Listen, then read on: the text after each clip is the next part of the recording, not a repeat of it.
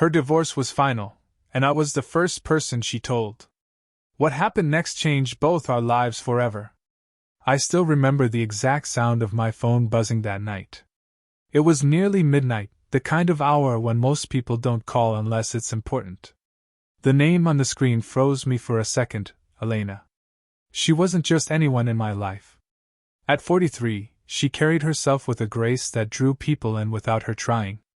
I'd always admired that about her, the way she seemed both unshakably strong and quietly fragile, like there was more beneath the surface than she let people see.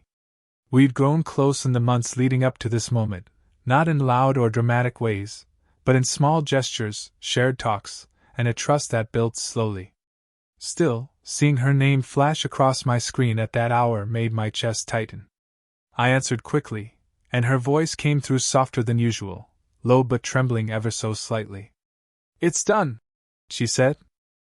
Those two words carried the weight of years of fighting, years of trying, years of feeling unseen. I knew exactly what she meant. Her divorce had been finalized that day. No more lawyers, no more paperwork. No more. Almost free. It was real now. For a moment neither of us spoke. The silence on the line wasn't empty. It was thick, heavy, filled with all the things she wasn't saying out loud. I could almost see her, sitting in her living room, papers scattered across the coffee table, the soft yellow glow of a lamp making her eyes look more tired than they should. I imagined her barefoot, knees pulled close, sweater sleeves tugged over her hands like she was bracing herself against a chill no one else could feel. "Elena," I said quietly, not even sure what I meant to follow it with. Her name alone felt like enough. She let out a breath, shaky but laced with something else, relief, maybe. I didn't know who else to call. I needed someone to know. There was a rawness to her voice, the kind that made my throat tighten. She wasn't crying exactly, but I could hear the effort it took for her words to stay steady. And yet, underneath the cracks, there was strength.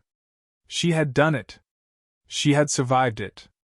"I'm glad you called me," I said, meaning it more deeply than she probably realized. My fingers pressed against the phone, as if holding it tighter might somehow hold her too. For a few beats, the only sound was the faint hum of the connection, and in that hum was everything: the years she had lost, the years she was about to reclaim, the fear of being alone, and the relief of finally having space to breathe. Then, with a voice so quiet I almost missed it, she whispered, "Would you come over?" The question wasn't casual. It carried hesitation, vulnerability, and a hope she probably wasn't ready to admit. My heart thudded once, hard, before I answered, "Of course." And that was how it began. When I pulled into her driveway, the house looked quieter than usual. A single light glowed from the living room window, warm but faint, like a lantern guiding me in. I sat in my car for a moment, steadying myself. This wasn't just any visit. This was the first night she was truly free, and somehow, I was the one she wanted by her side. That thought carried both a weight and a tenderness I wasn't prepared for. She opened the door before I could knock, almost as if she had been waiting near it, listening for the sound of my car. Elena stood there barefoot, her hair loosely tied back, a few strands falling around her face in a way that looked unplanned but beautiful. She wore a soft, oversized sweater that hung off one shoulder, making her look both fragile and effortlessly graceful. "Hi," she said, her voice tired but lighter than it had been over the phone. "Hi," I echoed, and for a second neither of us moved. Then she stepped back, motioning me inside. The living room carried the faint smell of lavender, mixed with something warmer, red wine maybe. Court papers and envelopes were spread across the coffee table, the official stamp of her old life ending. The room itself looked like it was holding its breath. Even the walls seemed to know that something had shifted. She picked up 2 glasses from the counter and poured wine into them, her movements slow and deliberate, as though she needed the rhythm to steady herself. When she handed me one, our fingers brushed. Just for a second, but the warmth of her skin lingered on mine longer than it should have. "Sorry about the mess," she murmured, gesturing toward the scattered documents. "It doesn't look like a mess," I said. "It looks like A fresh start. That earned me the faintest smile, small but real. She sat down on the couch, curling her legs beneath her, and I sat beside her. Not too close, but closer than I normally would have. The space between us seemed charged, like a wire humming quietly under the surface. She lifted her glass, staring into the deep red liquid before taking a slow sip. "You're the only one I wanted to tell," she said at last. The words caught me off guard, not because I didn't believe them, but because of the weight behind them. Out of everyone she could have reached out to, everyone she knew, she had chosen me. I set my glass down, unsure of what to say that could possibly honor the moment. But then her eyes lifted to mine, slightly red from tears, but steady now. They held me in place, pulling me into her world of exhaustion, relief, and unspoken need.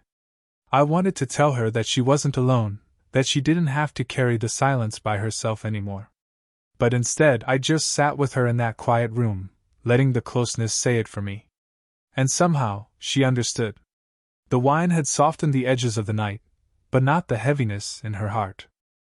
We sat side by side, the glow of the lamp wrapping the room in a muted golden haze. The court papers still lay untouched on the table, but Elena's focus had shifted inward. I could see it in the way her shoulders rose and fell with each uneven breath, in the way her eyes seemed to search the floor as if it held answers she wasn't ready to voice. Finally she spoke. "I should feel free," she said quietly. "But all I feel is empty. Like I've been running a marathon and I finally crossed the finish line, but there's no one cheering, no one waiting. Just silence." Her voice wavered on that last word, and I felt something stir in me, a helpless ache, the kind you get when someone you care about lets you see the cracks they've tried to keep hidden. I leaned a little closer, lowering my voice. "It's okay to feel that way. You've carried so much for so long. Letting go doesn't happen in an instant."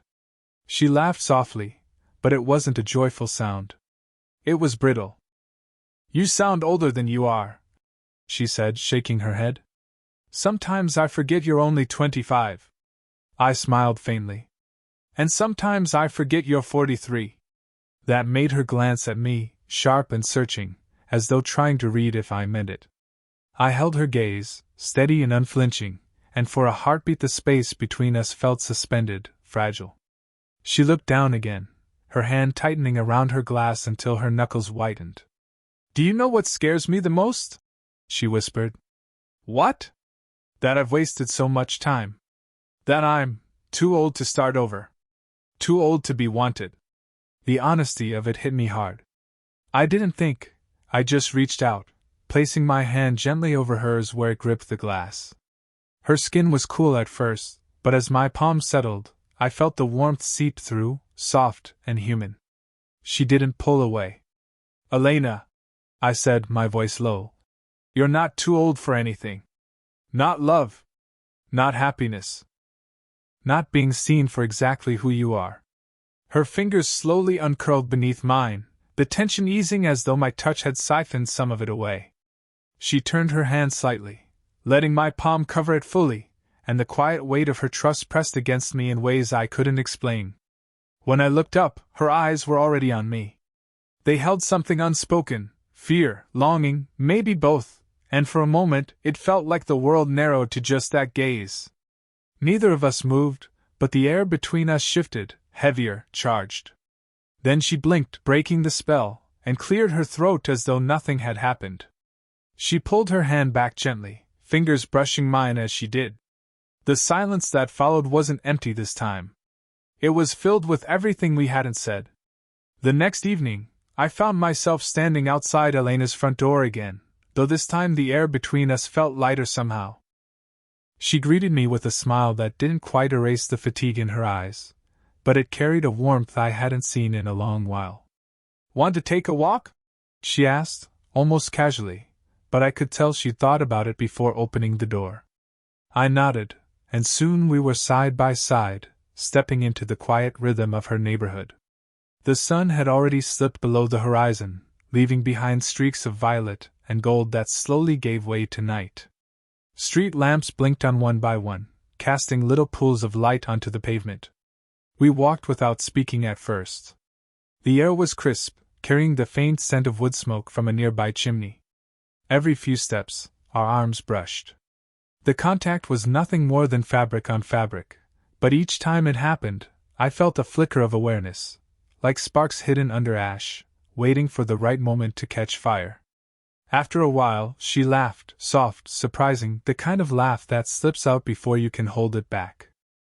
I turned toward her, caught off guard by the sound. "What?" I asked, smiling despite myself. She shook her head, tucking a strand of hair behind her ear. "Nothing. I just realized, it's been so long since I've done something as simple as this. Just walking, breathing, not thinking about what comes next." I let her words settle. They were simple, but the truth inside them weighed heavy.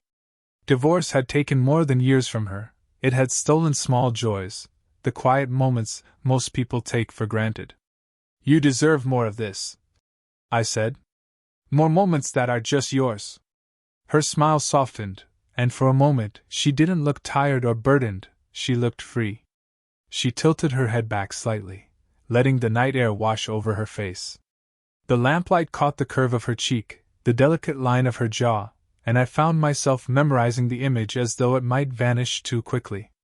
At one corner she slowed, her steps faltering.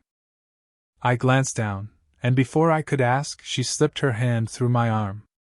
The gesture was subtle, almost cautious, but it anchored us together in a way that made my chest tighten.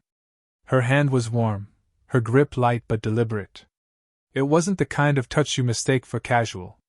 It was a choice. A small, silent claim. Neither of us spoke about it. We just kept walking, the sound of our footsteps mingling with the soft rustle of leaves overhead. But the world felt different now. Closer. More fragile. More alive. And though her hand rested lightly on my arm, the truth was, I carried her with every step. When we reached her porch, either of us seemed ready to go inside. The night clung to us, cool and quiet, wrapping the world in a stillness that made everything else fade away. Elena leaned against the wooden railing, her arms folded loosely in front of her. She looked out at the street, but I could tell her thoughts were far from the row of street lamps and sleeping houses. I stood a step away, close enough to catch the faint trace of her perfume, soft, floral, familiar. The moonlight draped across her features, gentling the lines of her face, making her look at once ageless and timeless. "You know," she began, her voice quieter now, almost hesitant. "People will talk." I tilted my head, studying her. "About what?" She gave a small laugh, but it lacked humor. "About me. About us. About how you're, 25? Her eyes flicked toward me, sharp and searching, before dropping back to the porch floor. "And I'm not." I let the silence stretch for a moment, not rushing to fill it. I wanted her to hear the steadiness in my answer when it came. "Let them talk." Her arms tightened across her chest, like she was holding herself together. "It's not that simple. You don't understand the way people look at a woman like me. Divorced. Older. They'll think I'm desperate. Or worse, that I'm selfish, stealing time from someone younger." I stepped closer, resting my hands lightly on the railing beside her. The wood was cool under my palms, grounding me. "Elena," I said gently, "you're not stealing anything. You're giving. More than you realize." She turned her face toward me then, and for a heartbeat our eyes locked. There was conflict in hers, yes, but there was also longing, something she was fighting hard to keep contained. The air between us tightened. I could feel her nearness, the warmth of her body just inches away, the faint tremor in her breath. My hand ached with the urge to reach for her, to tuck the strand of hair that had fallen loose across her cheek. But I stayed still, waiting. Finally, she exhaled, her shoulders sinking slightly. "You make me feel dangerous," she whispered, almost like she regretted saying it the moment it left her lips. The words landed between us like a secret neither of us was ready to unpack.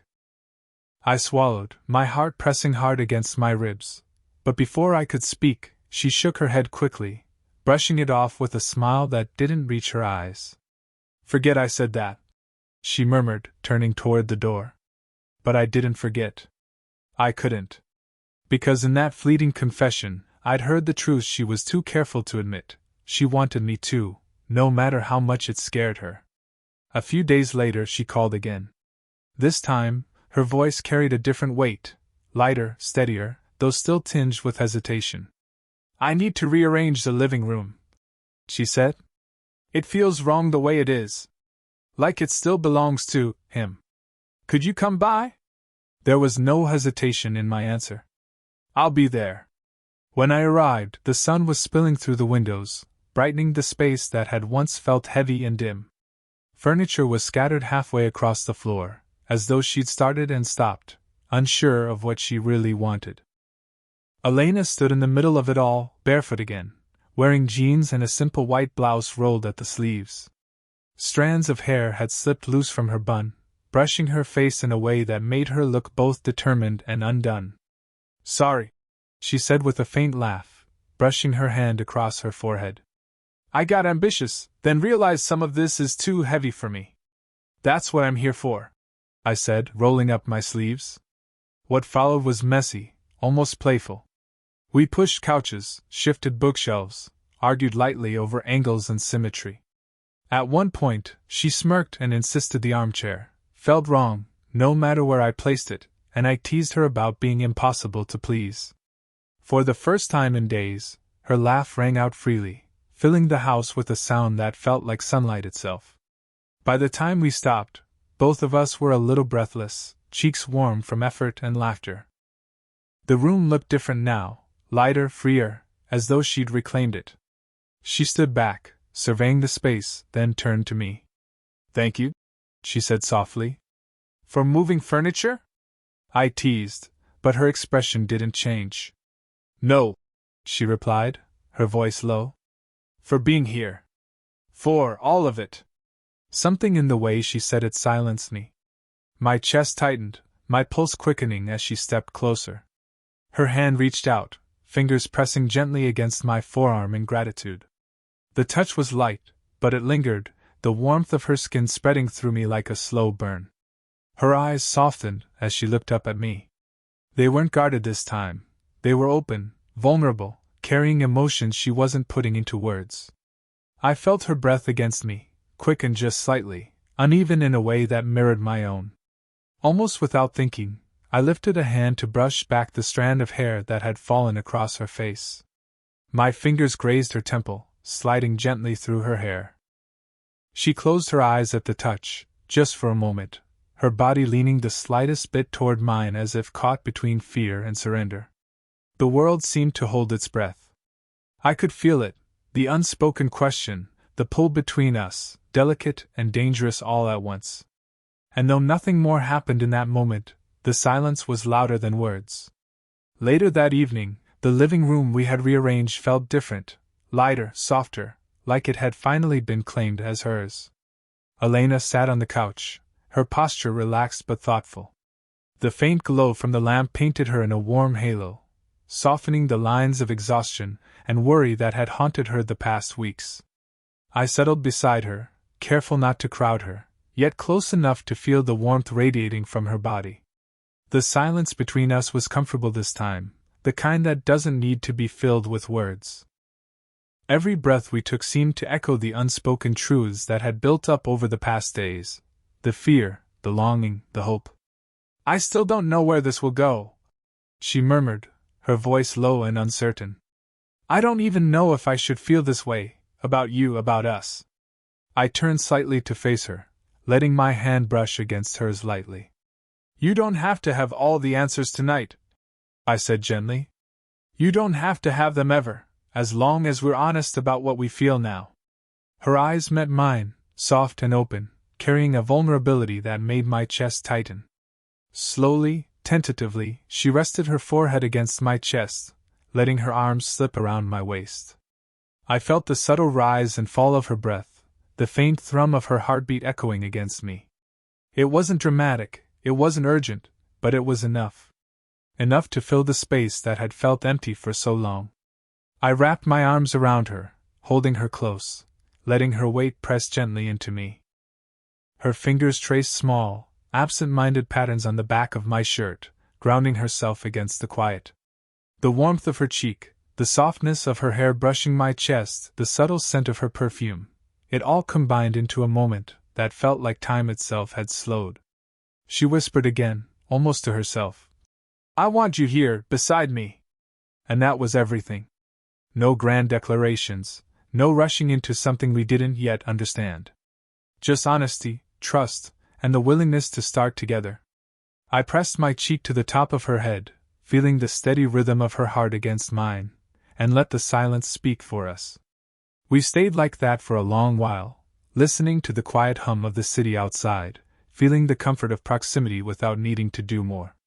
Her hand stayed in mine, small but sure, and in that gentle touch, I understood the depth of the bond forming between us. The living room, now quiet and still, mirrored the newness of this chapter, a space reclaimed, a life reclaimed, a connection reclaimed. The years between us, the whispers of doubt, the fears of judgment, they all seemed distant here, where tenderness was allowed to exist without apology. We didn't need to know what came next. For now, the warmth, the trust, and the quiet closeness were enough. And as I held her, I knew we were choosing each other, not hurriedly, not desperately, but deliberately, with patience, care, and a hope that would grow with every small, shared moment.